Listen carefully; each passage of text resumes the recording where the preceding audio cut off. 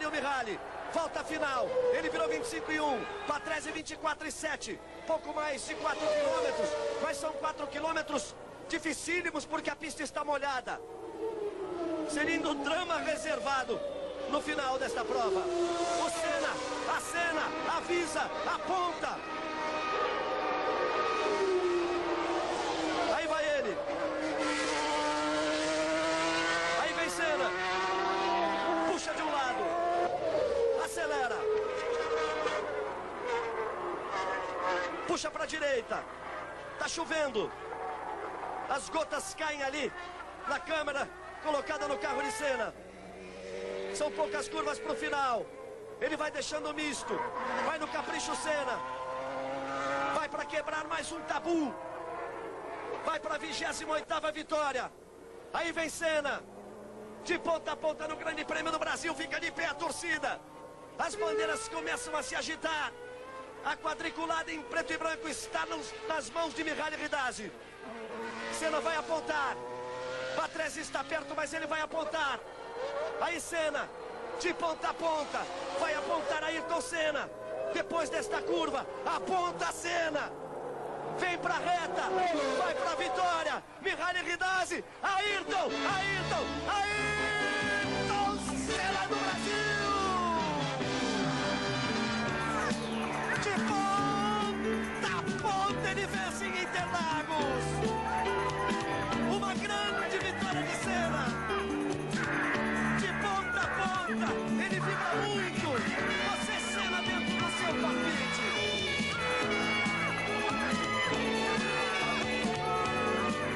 Ayrton Senna de ponta a ponta. Brasil. A festa é toda dele. Ele pega a bandeira brasileira. O carro vai parando, tem que dar um tranco. Ele diz que parou. Ele devolve a bandeira.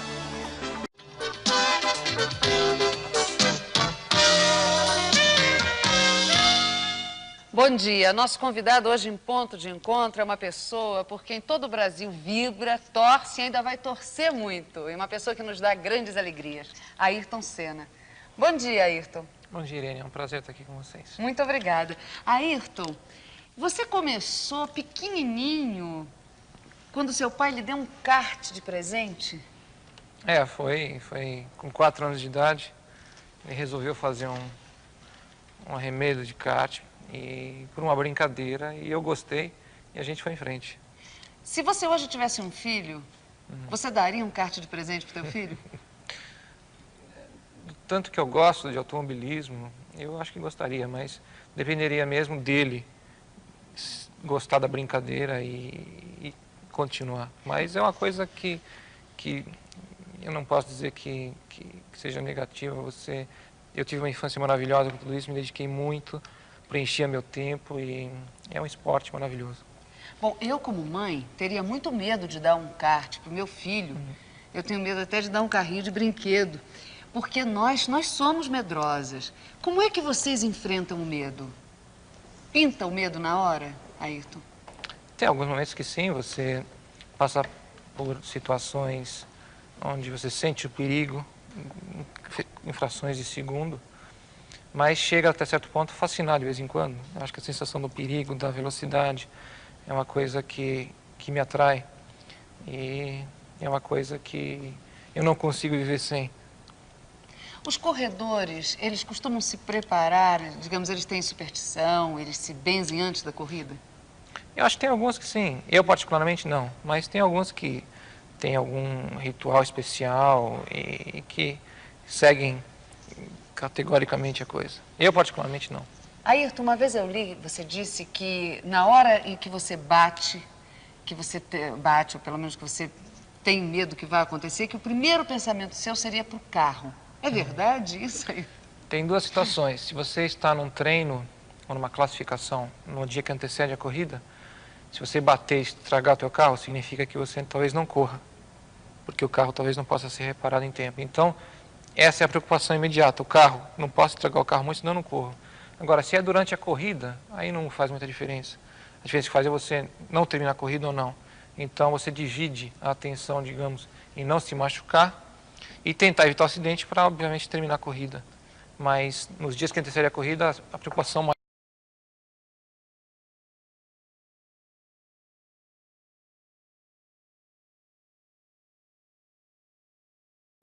Por que o desabafo em Suzuka? Porque você disse que em 89 você foi roubado e que em 90 contribuiu para a colisão com Alain Prost. Por que esse desabafo? Era algo que faz parte da minha vida. Entre todas as conquistas e os recordes que eu obtive, eu também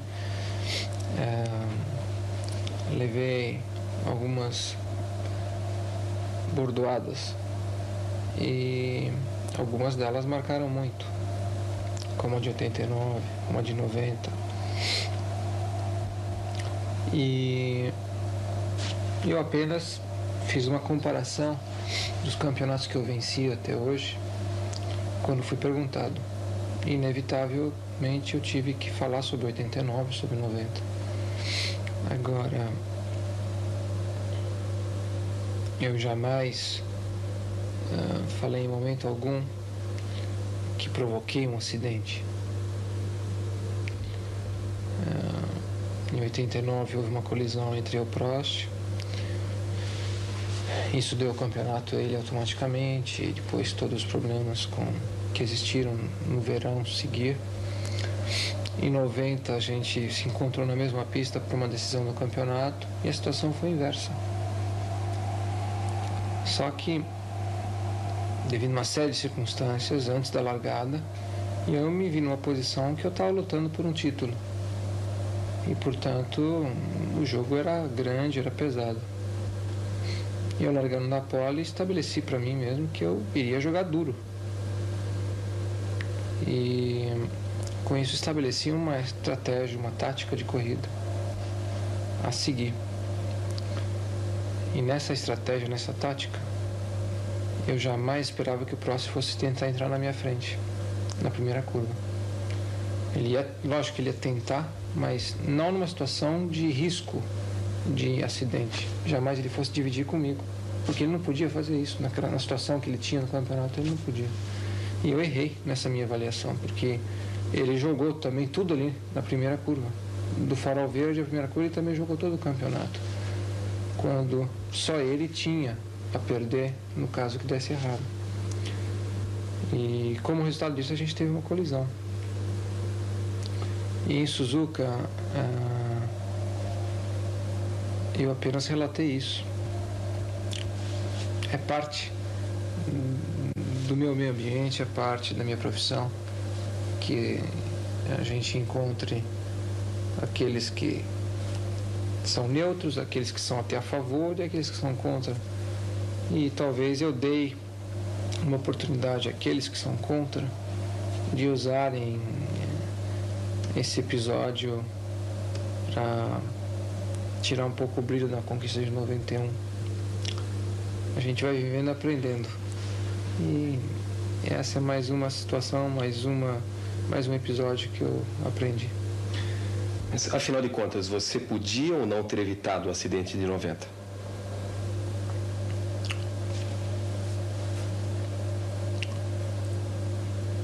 Poderia, desde que eu achasse que o Prost ia entrar na minha frente. Você se arrepende da sua declaração? Não me arrependo, porque a gente tenta sempre acertar. Procurando acertar, a gente também comete alguns erros.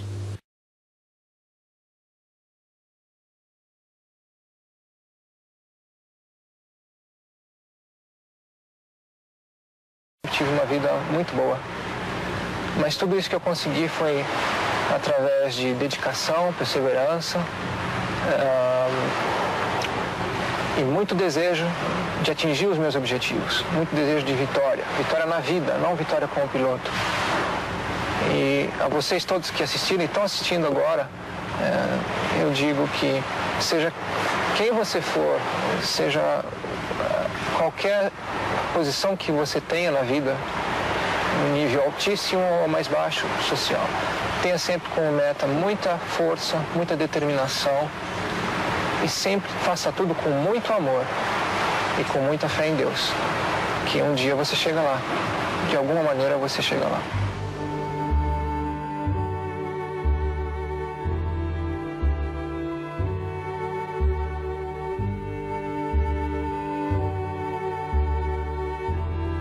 Dias depois do Grande Prêmio do Brasil, Ayrton Senna ainda estava em São Paulo. Ele participou de uma festa de lançamento de um carro importado, comercializado por uma de suas empresas. Durante a festa, Senna falou de seus planos para o futuro e do que gostaria de fazer quando abandonasse a Fórmula 1. Senna disse que gostaria de administrar uma concessionária de automóveis. É um empreendimento que eu vejo a médio e a longo prazo, sobretudo a longo prazo. É para o dia que eu resolver não mais guiar o Fórmula 1, não tiver mais o prazer de guiar um carro de competição, ter uma atividade que me absorva, me dê motivação de continuar criando, progredindo, aprendendo e evoluindo e ao mesmo tempo criando empregos. Para finalizar, o que é mais fácil? Conviver com a imprensa aqui por trás de você ou pilotar o Williams? Conviver com a imprensa. Pilotar o Williams é uma coisa bem mais natural e simples. Graças a Deus eu tenho bastante fé em Deus, através de Jesus Cristo, e a minha vida mudou muito a partir do momento que eu pude experimentar essa fé, essa força que vem de Deus, e sob esse aspecto eu acho que eu tive um privilégio muito grande e me deu muita força para lutar nos momentos mais difíceis e muitas alegrias nos momentos mais felizes.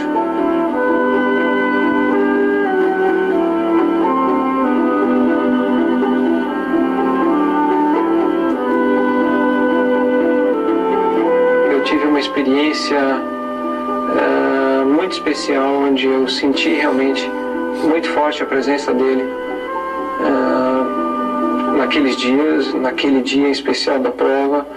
Eu senti realmente que eu estava com ele, que ele estava comigo.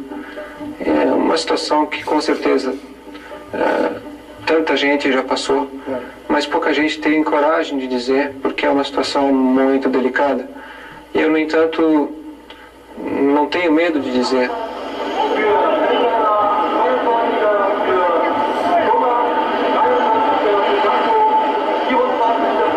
I acknowledge that some occasions are being misinterpreted. I acknowledge that some occasions are being misled on purpose. You know, people have misled me to take something out of it and make a big history. At the same time that I acknowledge that there have been moments that I have mistake. I really have made a bad mistake. And people have grabbed it and really used it against me. I guess it's unavoidable. It's part of life.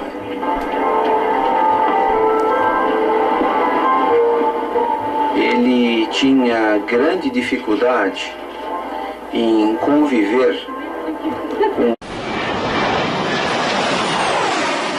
Pilotar o próprio jato, escoltado por 2 caças da Força Aérea. Não, ser tricampeão do mundo não é só isso. É também atrapalhar o trabalho no aeroporto da maior cidade do Brasil. Faz parte de um outro circo da Fórmula 1, que tem até bandinha. Coitada, a única que toca para uma plateia sempre de costas. Todo mundo só quer ver o ídolo. Até os mais baixinhos, que pulam, trepam em alguma coisa ou arranjam uma outra solução. Ídolo é assim, recheio de um suculento sanduíche de seguranças. Uma coisa descontraída, agradável. Por exemplo, andar de carro pela própria cidade. Não pode existir passeio mais sossegado. E por todo o caminho, o que Ayrton Senna vê da cidade não tem nada a ver com a visão que tem uma pessoa comum. A cidade se preparou para receber o seu tricampeão. Pendurou faixas, sujou as ruas. E quem estava apressadinho demais para chegar perto do campeão, acabou promovendo um super engavetamento inesquecível, que o Senna não viu. Mas ele teve, mais uma vez, de ligar o piloto automático de sua mão especialista em autógrafos, até que ela ficasse dormente. Produção em série. E teve de aguentar outras coisas também. Beijei as mãos do Senna, a mão esquerda do Senna, tricampeão. Os homens se esconderam. Ayrton Senna foi recebido por um fã-clube de mulheres por toda a cidade. Eu quero Senna! Tem uma caixa com tudo, recortes, fotos, tudo que você pode imaginar. É a única coisa que o Brasil tem de bom, né? E até as atrasadinhas queriam. Eu vim do aeroporto pra cá, ele não vai mais passar aqui? Agora já foi. É? E agora como que ele vai autografar meu pôster? Cadê o Senna? Já passou. Ué, ele não me esperou, não? Não sabia que ele tava aqui. Mas ele vai voltar? Aqui não. Que pena. Nesses desencontros sempre alguém sai perdendo, mas os jornalistas saíram ganhando no circo super produzido da entrevista coletiva. Até o segurança fez questão de colocar todas as suas joias.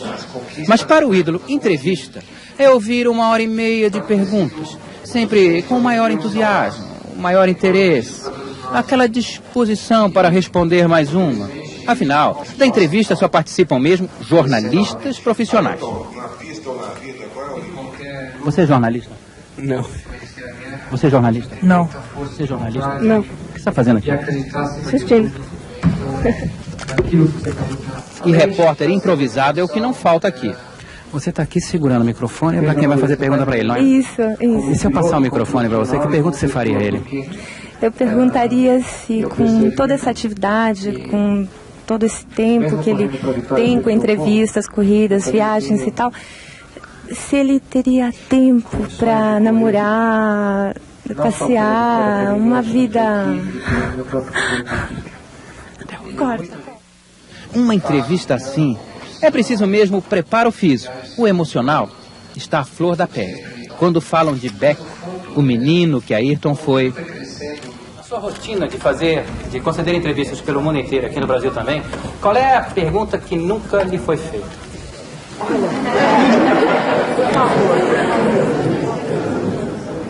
Se eu queria encerrar a entrevista com o Zé Fini e vamos todos para casa que já deu por ele.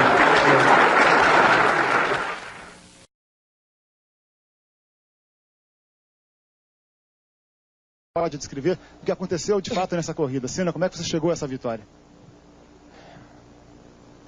Ganhando de ponta a ponta, primeiro de tudo. Foi uma corrida fantástica para mim. Memorável. É um dia que vai ficar na minha memória por toda a minha vida, com certeza. Eu tive uma corrida muito difícil, no início com problemas de pneu. Depois, mais tarde, com o segundo jogo de pneu, o Mansell andava bem mais rápido que eu, mas eu tentei jogar um pouco com ele até que eu consegui me livrar dele um pouco. E o meu problema passou a ser o câmbio. Começou a pular a quarta fora, da metade da corrida em diante. De repente, eu perdi totalmente a quarta, faltando 20 voltas para o final. E aí foi quase o fim para mim, porque eu, para mudar as marchas sem poder passar pela quarta, eu tinha que fazer um esforço tremendo no braço. E com isso, além de perder tempo, eu comecei a ter um desgaste muito a mais do que eu poderia ter, já com o desgaste acumulado da corrida. E eu comecei a ter dores no pescoço, no ombro e nos braços. E aí, de repente, eu fiquei sem a quinta, sem a terceira, nada funcionou, faltando 8 voltas do final. E a única marcha que entrou foi a sexta. Eu tentei mudar ainda umas marchas e ficava em ponto morto. Aí eu coloquei a sexta e fui em sexta as últimas 7 voltas. E na reta tudo bem, mas nas curvas lentas era quase impossível guiar o carro. E aí o esforço que eu tinha que colocar para guiar, para segurar o carro no volante era maior ainda, porque o motor empurrava o carro para fora da curva nas curvas lentas. Além disso, o problema é que o motor ficava com um RPM tão baixo que não tinha potência fora das curvas. E eu vi o para trás chegando, e eu procurei mudar o estilo de guiar para manter o RPM mais em cima, mas com isso eu tinha que ir mais forte em cima da curva, segurar mais ainda nos braços, literalmente no volante, e no finalzinho ainda começou a garoar. Eu quase passei reto no final da Box, porque sem poder trocar marcha, sem poder fazer nada, com a pista molhada quase foi tudo ali. Eu achei que não ia ganhar nas últimas 2, 3 voltas com o problema do câmbio, nas últimas 7 voltas, mas quando deu 2 voltas eu falei, se ideia vai ser no grito. Aí eu pensei comigo, eu falei, pô, eu lutei tantos anos para chegar a isso, e hoje lutei tanto, vai ter que dar e vai ter que chegar em primeiro, porque ele é maior do que todos, e ele vai me dar essa corrida depois de tudo. E foi isso mesmo, Deus me deu essa corrida e valeu, e eu estou feliz demais, e a emoção foi muito grande. Todo homem sonha, né? Você tinha esse sonho, vencer o Grande Prêmio do Brasil. nem todo homem consegue realizar os seus sonhos, e você realizou mais esse. Quer dizer, essa sensação realmente é muito forte, que ela te projeta outras coisas, te anima para outras metas ainda? O meu objetivo é vencer o campeonato esse ano de novo. Eu vou dar tudo que eu tenho para mais um campeonato cheio de emoções e mais um título. Vai ser um campeonato duro, porque a gente viu que os Williams estão andando muito bem aqui hoje. As Ferrari também andam bem e vai ser um campeonato com muitas modificações durante o ano e vai ser uma grande luta, mas a gente tem a possibilidade de lutar. E quando você tem a possibilidade de lutar, você tem a fé, a esperança, aí depende de você realmente lutar, trabalhar e acreditar que você pode e ir até o final. Você teve uma firmeza mental muito grande para vencer a corrida, como você acabou de dizer. Mas parece que fisicamente também você chegou quase no teu limite. Você, quando chegou aqui, comentou com o Berger e com o Patrese, né, sobre a dor que você sentiu. Foi devido ao desgaste extremo, eu tive espasmo muscular nos ombros e no pescoço. E quando eu parei o carro ali, depois da bandeira de chegada, o motor parou porque não dava para engatar marcha nenhuma. E a dor era absurda. A dor que eu só experimentei na minha segunda corrida de Fórmula 1, em 84, com a Toleman, quando eu tive espasmo muscular no corpo inteiro. Hoje eu experimentei alguma coisa parecida. Não porque eu não estou bem fisicamente, eu estou muito bem preparado. É que o desgaste no final de semana inteiro, com o estresse, a pressão foi enorme. E as condições da corrida de hoje, com os problemas que eu já descrevi, simplesmente eram a mais do que eu podia. E o resultado só podia ser esse mesmo, acabar a corrida sem nada sobrando. Tá aí, nosso grande campeão Ayrton Senna, confirmando assim 2 vitórias nesse começo de temporada e... para todo o Brasil, então, valeu a vitória de Senna, que está de parabéns mais uma vez. Valeu, Brasil, valeu toda a torcida. O calor humano esse final de semana foi tão grande que a gente tinha que ganhar dessa vez, não podia escapar, e a gente foi, a gente conseguiu, e vamos lá, o ano inteiro vai ter muita emoção, muita felicidade, eu tenho certeza disso, e no ano que vem a gente está de volta aqui de novo. Você vê situações como essa, você pensa, realmente, até quando você vai resistir a tudo isso? Se você vai passar por tudo isso e sair ileso, sair bem, não só fisicamente, mas psicologicamente.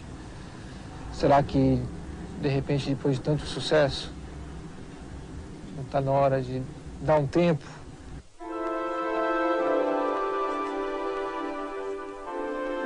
No dia 1º de maio de 1994, o destino tirou brutalmente a chance dele escolher a hora de parar.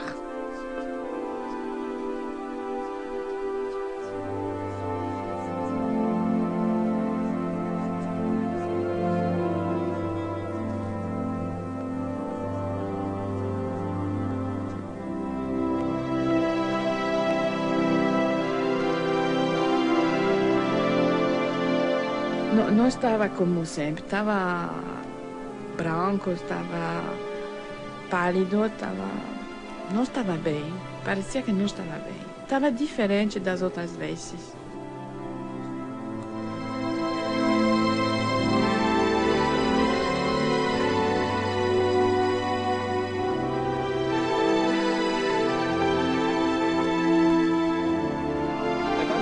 Ele tá bem. Tá, ele tomou um susto, ele tá meio, chocado, mas ele tá bem. Ele não tem nada quebrado, aparentemente. Tá falando normal.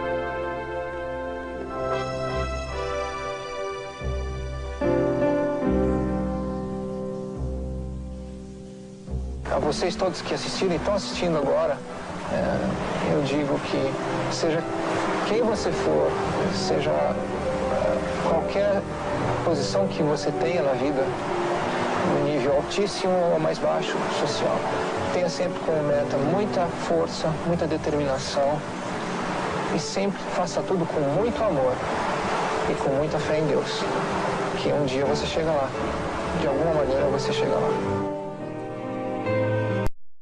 descobri já 1 ano e meio, 2 anos atrás, através de Jesus, uma força, uma fé incrível que me deu energia, me deu tranquilidade, me deu equilíbrio em muitos momentos de desequilíbrio, de dificuldades.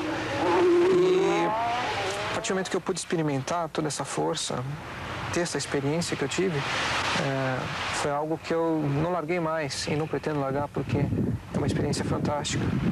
E ela funcionou como ainda funciona muito, não só nos momentos de dificuldade, mas também em momentos de alegria, onde, de certa forma, você consegue curtir melhor ainda os bons momentos. Você faz preces, por exemplo, antes de uma corrida? Eu oro, eu rezo, sempre rezei, mesmo antes de eu me aproximar mais de Deus, eu sempre rezei. Toda vez que eu entrava num carro, me dava mais paz, me dava mais tranquilidade. E a partir do momento que eu tive a oportunidade de conhecer um pouco mais esse Deus Todo-Poderoso, né, através de Jesus, e experimentar Ele de uma forma mais viva, só melhorou essa condição de força, de energia, de fé. E isso tem sido fundamental na minha vida desde então.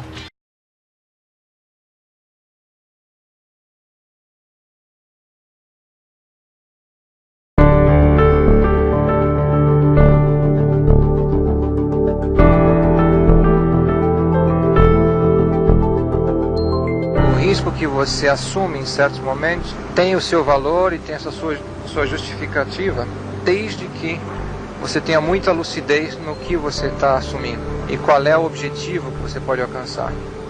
Quando a gente guia um carro de Fórmula 1 na velocidade, que a gente guia no limite que a gente guia em muitos momentos, o risco é uma coisa secundária, ele apenas determina o limite daquele momento, daquela curva, daquele ponto preciso da pista.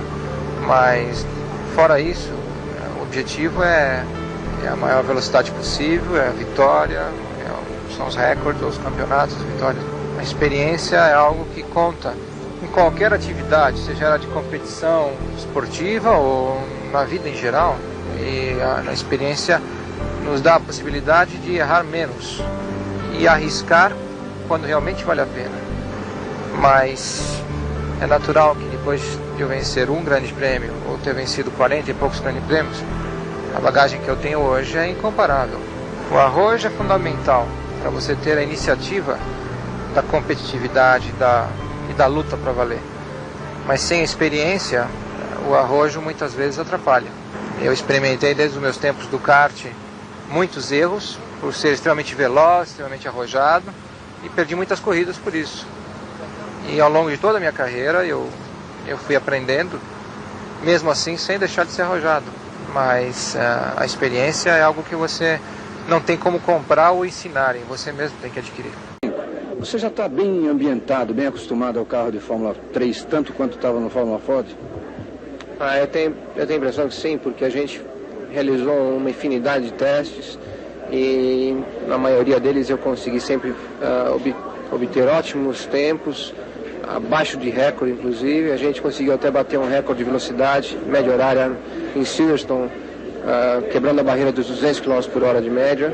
E como é que você acostuma tão rapidamente a um carro que você não conhecia? Eu acho que muitos anos que a gente está envolvido com o automobilismo, com o kart principalmente, e as situações diferentes. Então a gente tem uma certa facilidade em se acostumar a situações diferentes. Ayrton, um recorde de vitórias na Fórmula Ford no ano passado. Você entra na Fórmula 3, corre 5, ganha 5. Como é que está a Fórmula 1 agora para você? Mudou alguma coisa? A Fórmula 1 está pintando muito bem aí. A gente tem alguns contatos já com algumas equipes e nós estamos tentando programar uma série de treinos para o meio do ano. Com qual equipe? Bom, a gente não sabe ainda. Pode ser a Toleman, pode ser a McLaren ou uma outra equipe que a gente teve um contato bem recente. A Toleman e a McLaren já são histórias que vêm desde o ano passado. Agora eu quero saber essa nova equipe, qual é? Eu não posso revelar essa nova equipe. É uma equipe de primeira linha. Inglesa? Inglesa. É uma das melhores que tem e o contato que a gente teve foi ótimo e eles estão interessadíssimos. Você seria companheiro do Nelson Piquet ano que vem? Não. Até o momento não. É Lotus, então? Não é Lotus também, não adianta, eu não posso falar. Dependendo das dificuldades, no momento que elas ocorreram, naturalmente a possibilidade de abandonar a carreira, de partir para uma outra atividade, foi considerada. Felizmente, ela não venceu. A vontade de competir e o amor por aquilo que eu faço foi maior e eu me mantive firme, né, fiel ao meu coração, vai, e continuei competindo e com isso pude alcançar tanto sucesso. Devido às fortes emoções que eu tenho, a carga de adrenalina enorme em certos momentos, faz com que você tenha sensações fortes, profundas, prolongadas, sensações fortes, profundas, curtas.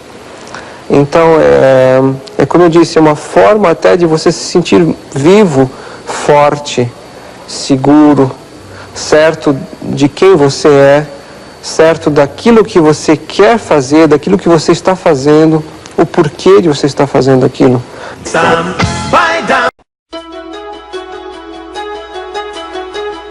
Eu fiz uma corrida dos meus velhos tempos, vai, de coração, mandando ver, e usando a cabeça quando eu tinha que usar a cabeça, nos dois sentidos, de apertar para valer e maneirar.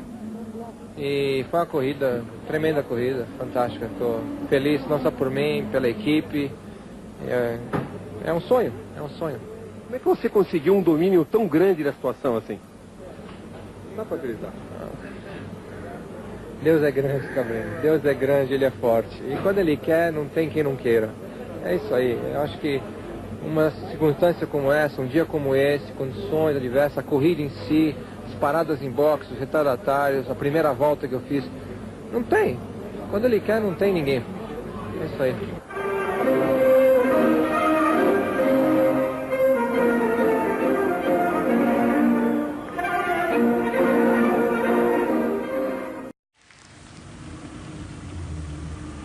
Ayrton Senna, campeão mundial de Fórmula 1. Uma cena indescritível. Senna no pódio. Muito obrigado, meu irmão. O Brasil inteiro te agradece. Um prazer ter você aqui. Mas e aí, Roberto? Eu me lembro, engraçado, eu me lembro dos filmes, das suas corridas, das suas carangas. Você realmente gosta de corridas, de velocidade? Gosto, principalmente nos filmes, acelero quase tanto quanto você.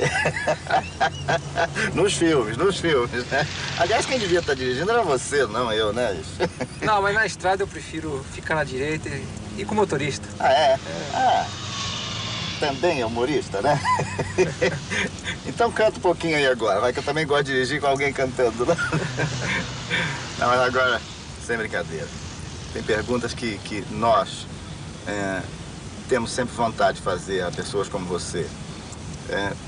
Por exemplo, Senna, eu sei que a corrida, vamos dizer, é um momento de muita tensão, né? Existe algum momento, alguma reta em que tem um pequenino relax, que você pensa em alguma coisa que não seja exatamente com relação à corrida? Veja só, são 2 horas de corrida, muita tensão, muita ansiedade, incerteza, dúvidas e muita coisa acontecendo, e você vai controlando tudo, vai assimilando, vai reagindo, mas embora seja tão complicado, acaba tudo acontecendo normalmente, de uma forma natural, porque vai tudo fluindo de você e aquilo faz parte de você, você é parte daquilo. E você vai em frente. E me diga uma coisa, me fala assim, de um instante de dúvida, se é que existe, né? A dúvida, eu me lembro numa corrida na Inglaterra, como sempre chovendo. Como sempre, né? Eu entrei numa nuvem d'água do carro que ia à minha frente, que estava em primeiro, estava em segundo. E naquela vontade, naquela ansiedade de ultrapassar e pegar a liderança da corrida, eu entrei naquela nuvem d'água, não via nada, e apenas estava num voo cego ali. E eu fui, e aquilo parecia durar horas e horas, foi uma questão de 2, 3 segundos. E de repente eu vi um vulto preto. Naquele momento meu instinto me disse, sai fora, que tá em cima. Eu saí fora e saí na pista limpa e fiz a ultrapassagem, era realmente a traseira do carro que estava à frente, saí na pista limpa e fiz a ultrapassagem, peguei a ponta da corrida. E aí, ó? E fui que fui.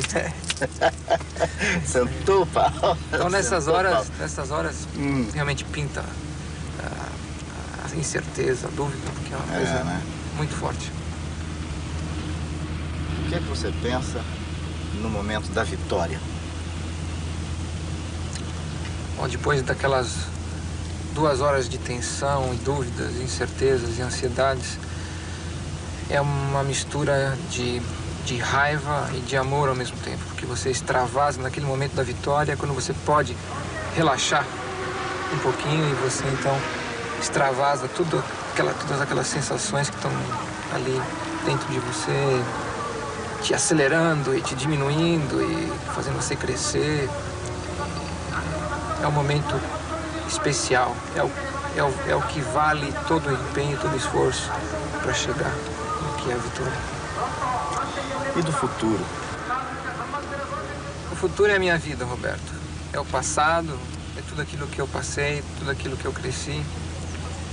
E eu apenas espero continuar no mesmo ritmo, com o mesmo entusiasmo, o mesmo amor, nas corridas e em tudo aquilo que eu faço.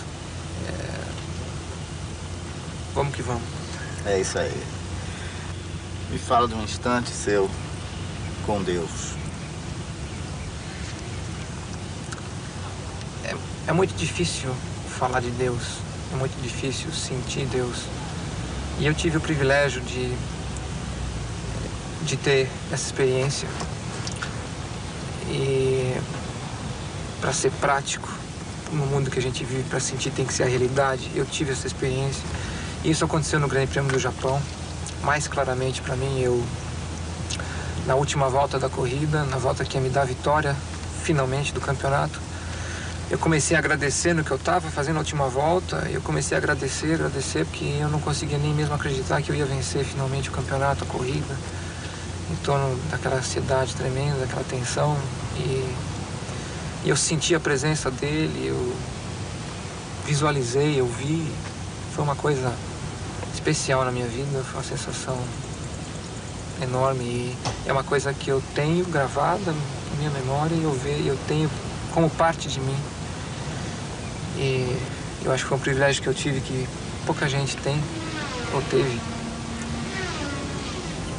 Eu prezo muito isso. Que bonito. Que bonito ouvir isso. Aí Senna, no Grande Prêmio do Japão, apontando para a vitória. Vai frear pela última vez para passar na chicane. O diretor de prova aguarda. O Brasil inteiro aguarda. Ayrton Senna, ergue o punho, vibra, é a vitória. Ayrton Senna, do Brasil! Campeão mundial pela vitória do Brasil! Ayrton Senna do Brasil! A vitória de Senna, a 8ª vitória do ano, a explosão da emoção de Senna. É muito difícil falar de Deus, é muito difícil sentir Deus. E eu tive o privilégio de ter essa experiência. E eu senti a presença dele, eu visualizei, eu vi. Foi uma coisa especial na minha vida, foi uma sensação enorme. E é uma coisa que eu tenho gravada na minha memória e eu tenho como parte de mim. E eu acho que foi um privilégio que eu tive que pouca gente tem ou teve. Eu prezo muito isso. Senna, que Deus te abençoe sempre. Você também. Amém. Amém. Marcelo Rezende, da revista Placar do Rio de Janeiro, tem uma pergunta a fazer para você. O que passa sempre para as pessoas é um Ayrton Senna bem-humorado e um Nelson Piquet extremamente mal-humorado. O que eu queria saber de você é exatamente o seguinte, quer dizer, a imagem é o que vende, mas eu queria saber a diferença, que você traçasse um perfil entre a diferença entre o piloto Ayrton Senna e o piloto Nelson Piquet. Eu não gosto muito de fazer comparações, especialmente de outros pilotos, né? Eu diria que, sem dúvida, o Piquet é um excelente piloto, já demonstrou isso várias vezes, é bicampeão do mundo. Como pessoa, eu tenho as minhas restrições, porque não tenho relacionamento com ele, nunca tive. O pouco que tive foi muito restrito e também não foi dos melhores. Por quê? Por quê? Bom, eu diria que a gente talvez tenha apenas uma coisa em comum, que é ser piloto de Fórmula 1 e gostar de automóveis de corrida. Fora isso, eu acho que nós temos ideias e criação e educação totalmente diferentes. Então, a gente diverge no resto. Mas, como piloto, eu respeito muito e como pessoa, tenho as minhas restrições. Você acha o quê? Que você é uma pessoa assim, mais aberta, mais liberal? Ele é muito chato? O que é exatamente? Não, eu não acho que ele é chato, eu não acho coisa nenhuma. Eu só acho que eu tive uma criação provavelmente totalmente diferente da dele. Eu vivo no Brasil, efetivamente, ele vive no exterior, ele pouco vem aqui, ele enfim, adotou um estilo de vida bem diferente do meu. E isso demonstra automaticamente que nós temos ideias diferentes. Você considera o piloto dos brasileiros, pelo que eu entendo. Não. E ele é um piloto dos estrangeiros que nasceu no Brasil? Não, eu não posso considerá-lo um piloto do estrangeiro ou eu um piloto dos brasileiros. Eu posso falar sobre mim, falar sobre ele, eu acho que eu tenho que tomar muito cuidado, né? É que nem eu falei, eu gosto do Brasil, vivo aqui, sempre estou aqui, porque gosto da minha família, dos meus amigos. E sobre o Piquet, eu acho que ele carrega as cores do Brasil, mas ele não vive o Brasil. Ele vive um outro mundo, ele vive o exterior, ele vive a Europa mais do que você diria que o Piquet é mais snob do que você? Essa coisa dele viver fora, você aqui, o que explica pra gente o que é isso? Snob? Olha, para ser honesto, eu acho que o Piquet é uma pessoa que tem grandes qualidades, mas talvez ele tenha alguns problemas de infância e alguns problemas com a imprensa que existiam efetivamente alguns anos atrás, quando ele estava crescendo ainda na Fórmula 3, que marcaram muito e automaticamente tiraram um pouco do amor dele pelos brasileiros e pelas coisas aqui do Brasil. Ele se identificou principalmente com os italianos, ele vive na Itália, tem grandes amigos lá. Enfim, eu acho que eu não posso comentar muito mais do que isso. Você disse que ele teve problema na infância ou que ele foi ele é um cara revoltado, não é? Ele é um cara? Ele é uma pessoa revoltada, ele é um cara inconstante, né? Isso não sou eu que estou dizendo, mas é uma coisa notória, né? Então, isso eu acho que dificulta muito o relacionamento com as pessoas. Não que eu também não seja, eu tenho os meus repentes e tenho os meus grandes defeitos, mas eu acho que de uma forma geral eu consigo me relacionar um pouco melhor do que ele com as pessoas. Muita esperança. E agora nós vamos conversar com os brasileiros que vão correr esse ano, disputar o Mundial agora de 84. Para começar, Ayrton Senna, que é o que está de chegada na Fórmula 1. Ayrton, como é que você está vendo esse seu primeiro ano de Fórmula 1, depois de só ter corrido de Fórmula 3? É uma grande expectativa para mim, é o início da consagração de um sonho que eu tinha de chegar à Fórmula 1 e vai exigir muita dedicação, esforço e determinação para atravessar essa nova fase da minha carreira. E o que dá para esperar nesse primeiro ano? Eu gostaria de estar no pódio algumas vezes durante a temporada, mas vai ser um objetivo difícil de alcançar. Eu vou precisar me adaptar à Fórmula 1, vou disputar com campeões do mundo, pilotos muito experientes, e vamos ver se durante o ano, em uma outra oportunidade onde o meu carro corresponder e eu estiver bem preparado, a gente consegue pontuar, fazer alguns pontinhos e quem sabe uma vez no pódio, sei lá. E uma vitória é um sonho para quando? Uma vitória ainda está fora dos planos, eu acho que vai demorar um pouco, a gente vai ter que sofrer um pouco, tá? E quem sabe mais no ano que vem, em 85, em situações diferentes, talvez isso possa ocorrer. O Ayrton Senna é a grande esperança brasileira, é o grande valor novo brasileiro que apareceu no automobilismo internacional, e dentro da Fórmula 1 vai ser uma atração grande, todo mundo vai estar olhando o Ayrton esse ano, ver como que ele vai andar. Nelson Piquet foi o único que não veio ao Brasil para treinar. O seu carro não estava pronto. Esse novo carro só apareceu nos testes de Paul Ricard, na França. E o repórter Luiz Fernando Silva Pinto foi até lá para conversar com ele. Fica mais fácil correr depois de ter conseguido um campeonato? Não, eu acho que eu não vivo do que eu fiz no passado, mas sim do que eu vou fazer no futuro, ou do que eu estou fazendo agora. Eu, em 81, quando eu ganhei o campeonato, depois na primeira corrida na África, eu bati na sexta volta. Muitos jornalistas falaram, Nelson ganhou o campeonato, agora ele está despreocupado do que está fazendo, ou então não se interessa mais. Mas não é verdade. Minha vida é motor, é automobilismo, e cada dia que passa eu me envolvo mais e gosto mais do meu trabalho.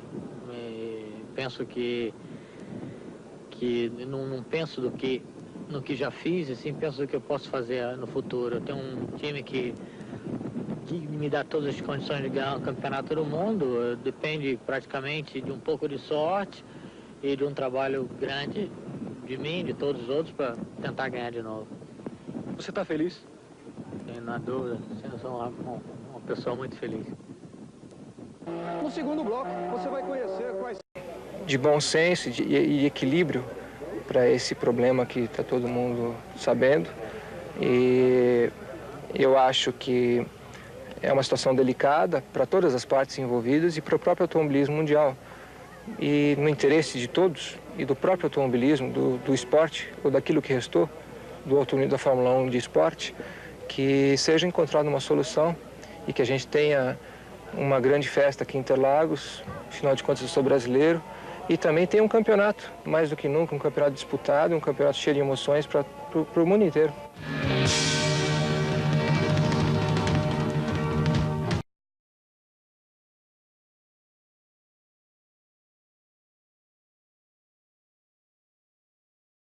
Por que o melhor piloto do mundo bateu de um modo tão repentino e horrível? Mauro Forghieri foi um dos investigadores especialistas. Na minha opinião, o acidente foi causado pela decisão do Senna de que havia alguma coisa errada com a direção. Porque a direção se mexia demais. A Williams F16 de Senna estava carregando uma câmera em miniatura localizada aqui, bem atrás e à esquerda da cabeça do piloto. Ela era capaz de ver a frente do carro e alguns detalhes dentro dele, como este botão amarelo, pequeno e brilhante, adaptado à direção. À medida que a direção se move, o piloto se move com ela, permitindo que um computador mapeie com precisão cada momento do movimento da direção. Parece que esse botão se move de um modo inesperado quando Senna perde o controle. Ao se aproximar da Tamborello, ele vira para a esquerda, jogando o carro no vértice da curva, pegando a linha mais rápida da curva. Esta reconstituição mostra que a direção se move significativamente, não só em seu ponto central, como seria normal, mas verticalmente também. Foi esse movimento que levou à teoria de que a coluna da direção teria quebrado. Ele percebeu que tinha alguma coisa errada acontecendo. Então ele decidiu parar o carro. Se você está dirigindo o seu carro e sente que a direção está se mexendo e acredita que tem alguma coisa errada, o que é que você faz? Você para o carro. Mas ele estava parando o carro a 320 km por hora. Essa é a diferença. A coluna da direção foi feita em sua maior parte de um tubo de aço de 22 milímetros, mas foi modificada a pedido do piloto para que ficasse mais longa. Uma seção extra de um tubo de 18 milímetros foi adicionada e soldada em ambos os lados. Nos destroços do carro de Senna, a coluna foi encontrada quebrada. Mas será que ela quebrou causando o acidente ou quebrou por causa do acidente? A resposta está no computador de bordo da Williams F16. O carro do Senna tinha a direção monitorada. Por causa disso, uma das coisas que eles estavam medindo no carro era a força de torção que ele estava aplicando à coluna da direção. Pelo fato de eles medirem isso em todas as vezes, na hora do impacto pudemos conferir a informação fora do carro, na caixa preta, e ver que no momento do impacto ela não estava quebrada. Estes são os dados dos últimos 1,4 segundos antes do impacto. Os números em verde se referem à quantidade de força de torção que a coluna estava tendo. Se a coluna estivesse quebrada, seria impossível aplicar uma força de torção nela. Então, o número final, 7,18, prova que a coluna estava intacta. Então, por que a direção do Senna parece se mover para cima e para baixo dentro do carro? Bem, porque foi projetada assim. Estas imagens exclusivas, vistas aqui pela primeira vez, mostram a quantidade do movimento vertical da direção disponível em um carro da Williams de Fórmula 1 idêntico. A quantidade de esforço requerida para dobrá-la desse jeito é bem considerável, mas temos que nos lembrar que o piloto está sendo sujeito à força G 3 vezes mais forte e sem nada, exceto o volante, para suportar o peso dos braços do piloto do projeto permitido para este movimento. Então, se não foi a coluna da direção que quebrou, o que mais pode ter causado o acidente de Senna? Há exatos 11 segundos na 7ª volta de Senna, alguma coisa reduziu a altura da pista da Williams. Espectadores viram pela TV uma explosão de fagulhas, indicando que, sem dúvida, o carro estava tocando o chão no meio de uma das curvas mais rápidas do mundo da Fórmula 1. Mas o que fez o carro de Senna sair do chão naquele dia em 1994? No caso do acidente do Senna, houve um incidente ruim no começo. Então, decidiu-se que a corrida começaria atrás do carro de segurança. O carro de segurança é um carro que vai a uma velocidade razoável, porém menor que a de qualquer um de corrida. A corrida em Imola foi a segunda vez em que um carro de segurança foi usado em uma pista seca na Fórmula 1. E ele destruiu os carros, se arrastando atrás deles. Os pneus esfriaram comparados ao seu aquecimento normal nas corridas e se contraíram. E foi isso que causou uma queda tão crítica na altura da pista. Ele normalmente apenas estaria patinando, só tocando o solo naqueles lugares mais levantados. É claro que com a pressão dos pneus para baixo, talvez de 25%, o movimento dos pneus era de mais ou menos 4 ou 5 milímetros. E quando o calço, que é metálico, atingiu o solo, em vez de ter uma grande aderência, que a borracha dos pneus nas corridas tem, quando são apontados na direção correta pelo motorista, foi como se fosse um esqui. Portanto, o problema não foi só a grande quantidade de força para baixo removida do carro, prejudicando a corrente de ar por baixo dele, mas também o fato de o carro ter ficado parado nesse segundo, somente com os calços de metal embaixo dele. O carro de repente ficou incapaz de gerar a aderência necessária para fazer a curva. A 11,2 segundos, a parte de trás do carro saiu. Com reações rápidas, Ayrton Senna girou o carro 1/10 de segundo mais tarde. A frente do carro travou e virou o carro para a direita.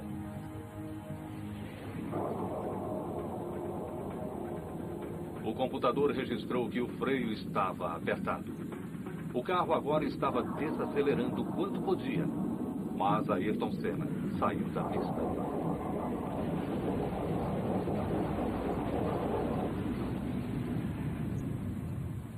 No final, a parte realmente trágica sobre o acidente de Ayrton Senna, que se não fosse por um detalhe, ele teria conseguido pular do carro, voltar para o carro reserva e recomeçar. Esse detalhe foi que quando o seu carro bateu no muro, a roda da frente ficou presa entre o muro e o chassi, enquanto a suspensão quebrava e o carro ia raspando contra o muro. A direção presa simplesmente saltou no momento errado e atingiu ele na cabeça. Se não fosse por isso, não teria se ferido. Senna morreu 4 horas depois de chegar ao hospital. Em seu retorno ao Brasil, deram-lhe um enterro de acordo com sua posição de herói nacional. Os fãs se amontoaram para prestar sua homenagem e seu país declarou 3 dias de luto oficial. As lições aprendidas desse acidente mudaram para sempre este esporte e, sem dúvida, salvou muitas vidas desde então. Essa é talvez a herança que nos coube de um grande homem.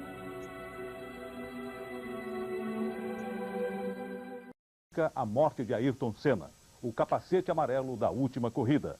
As imagens foram obtidas pelo repórter Roberto Cabrini. A causa do trauma cerebral trouxe primeiro a suspeita de que Senna teria batido a cabeça no muro e depois que tudo teria sido causado por uma das partes da suspensão da Williams. Só existia uma maneira de eliminar todas as dúvidas: examinar o capacete de Ayrton Senna. Você vai ver agora as primeiras imagens exclusivas, inéditas e reveladoras do capacete do campeão. As marcas do forte impacto podem ser vistas em várias partes do capacete, mas sempre do lado direito, na parte superior, logo acima da viseira e na própria viseira. E esta é a prova de que o trauma cerebral realmente foi provocado por um dos braços da suspensão que perfurou a viseira do capacete de Senna. A perfuração tem 6 centímetros de comprimento e uma espessura de apenas 8 milímetros. Internamente, a perfuração tem apenas 4 centímetros. A ponta do braço da suspensão penetrou cerca de 2 centímetros na testa de Ayrton, logo acima do supercílio direito. O braço da suspensão agiu como se fosse uma lança. Segundo os peritos, um caso raro, uma terrível fatalidade.